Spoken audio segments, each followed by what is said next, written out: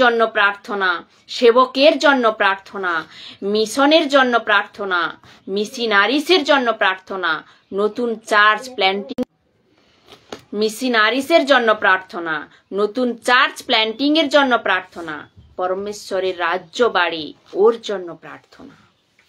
এরকম প্রার্থনা যিশু করত, অবশ্যই করত।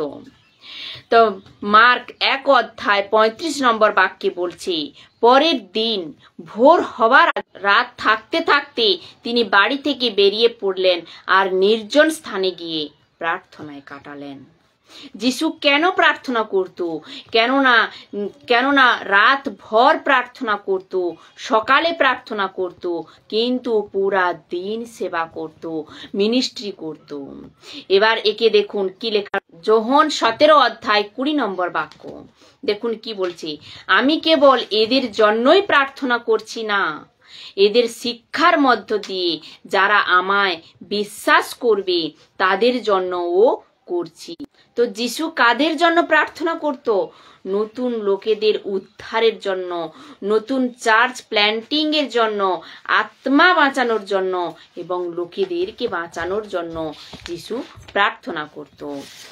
আর এরকম প্রার্থনা যিশু আজও করছে। দেখুন প্রুফ কোথায়, হিব্রুদের কাছে পত্র 7:25 বাক্য কি বলছে, যারা খ্রিস্টের মাধ্যমে ঈশ্বরের কাছে আসে তাদের তিনি চিরকাল উদ্ধার করতে পারেন, কারণ তাদের জন্য তার কাছে আবেদন করতে তিনি চিরকাল জীবিত আছেন। তো যিশু এখনো প্রার্থনা করছে।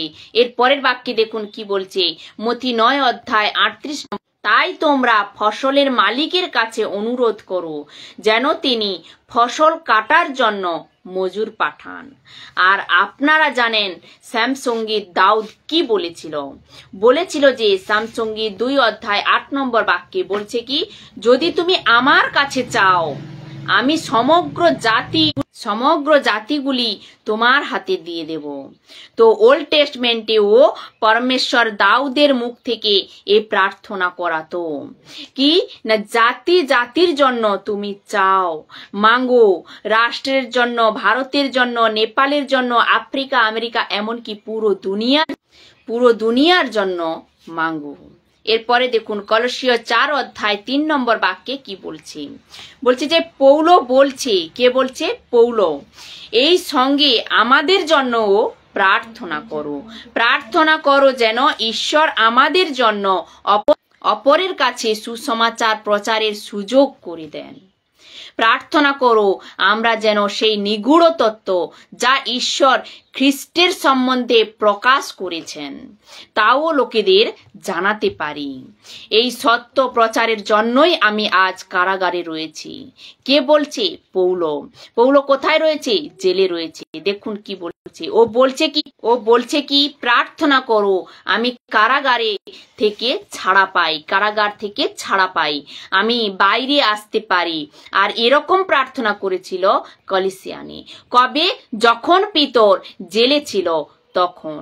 দেখুন পশিষ্যচরিত 12:5 বাক্যে কি বলছি, তাই পিতরকে কারাগারে বন্দি করে রাখা হলো, কিন্তু বিশ্বাসী মণ্ডলী তার জন্য ঈশ্বরের কাছে একাগ্রভাবে প্রার্থনা করতে থাকলেন। যখন কলেসিয়া প্রার্থনা করেছিল তখন পিতর ছাড়া পেয়ে গিয়েছিল। আর এই রকমই পৌলো আর শিল জেলে ছিল। তো লেখা আছে যে পশিষ্যচরিত 16:25 বাক্যে, মাঝরাতে পৌলো ও শিল ঈশ্বরের স্তবগান ও প্রার্থনা করেছিল, অন্য বন্দীরা তা শুনেছিল। মনে রাখো, ওরা ভজন বা গান করছিল না, ওরা স্তবগান ও প্রার্থনা করেছিল, অর্থাৎ প্রার্থনা করতে গান করেছিল।